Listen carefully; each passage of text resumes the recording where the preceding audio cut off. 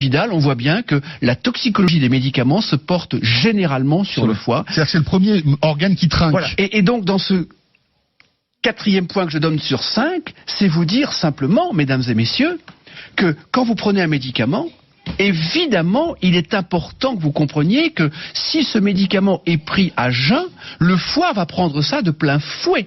Donc, d'une façon générale, il faut prendre les médicaments au moment des repas, et notamment pour les feralgans, et notamment pour le paracétamol, qui est un médicament qui est pris par certaines ou par certains comme des bonbons.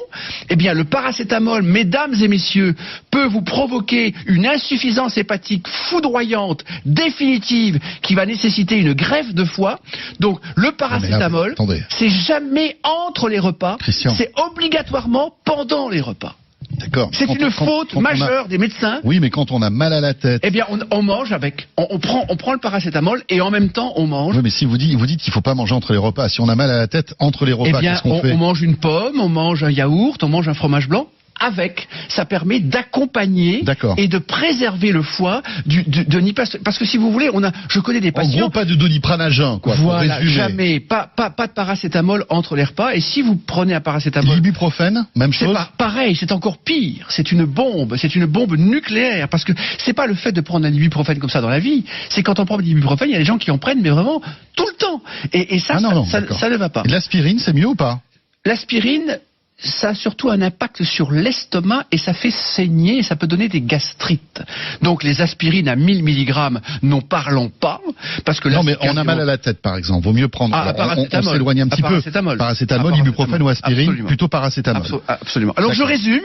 Évidemment, boire de l'eau. Évidemment, laisser reposer le foie entre les repas. Évidemment, diminuer les sucres trop rapides et plutôt que du riz, prendre des pâtes, par exemple. Plutôt que du pain blanc sans aucune qualité, prendre du pain complet. C'est évidemment du gras, c'est de l'huile d'olive, c'est du poisson, c'est éviter un excès de fromage ou un excès de beurre, mais tout en mangeant du fromage et du beurre. C'est évidemment, comme je vous le dis, ne pas prendre trop de médicaments, car au-delà de 4 médicaments, les transporteurs sanguins, dont le foie est un activateur, ne peut plus transporter les médicaments. Donc sur 10 médicaments, le foie va en transporter que 4. Donc de toute façon, il y a déjà 6 médicaments à jeter. Et le foie doit les métaboliser pour les ramener au rein. Et quand un foie ne fonctionne pas, c'est une insuffisance rénale. Et dernier point majeur, alors là, le 5e point, si vous voulez garder un foie, et je vais résumer le tout si vous le permettez, c'est évidemment un verre d'alcool pendant un repas. Et le foie est un organe qui ne supporte pas l'alcool. C'est-à-dire que ça détruit tous les réseaux structurants de la fonction hépatique. Et évidemment, quand les réseaux L'alcool est l'ennemi du foie. Ah, c'est le premier ennemi du foie. Le deuxième ennemi du foie, et là je vais le dire maintenant, c'est l'hyperstress, c'est la fatigue, et j'en parlerai pas aujourd'hui, j'en parlerai dans une prochaine émission sur le stress, mais concrètement, l'alcool plus le stress, plus le tabac, plus manger entre les repas, fait que le foie ne va pas résister un siècle. C'est-à-dire qu'un foie, c'est fait pour un humain qui peut vivre 3 siècles, sans aucun problème.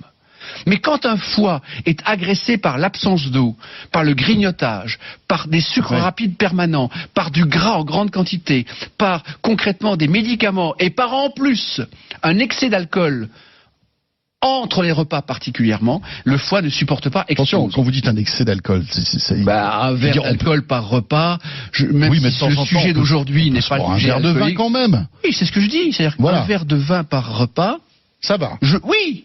Mais quand vous êtes à de l'alcool entre les repas, ça ne va pas. Donc je résume le tout. Christian, je résume le tout. Le café. Le café, c'est bien. Le café, c'est bien. Le café, le foie, jusqu'à 4-5 cafés, il n'y a aucun problème. D'accord. 2 thés, aucun problème. Parce qu'on a des auditeurs qui disent le radis noir ne fonctionne pas pour détoxifier le foie. Et d'ailleurs, je dirais que la crise de foie est un concept typiquement français. Et les 5 points que je viens de vous donner, mesdames et messieurs, c'est-à-dire l'eau, préserver le sucre, penser au gras, les médicaments, l'alcool et évidemment le repos et évidemment, je dirais, la santé et dormir, eh bien concrètement, l'idée c'est tout cela vous préserve le foie, vous préserve la vie, vous préserve la santé.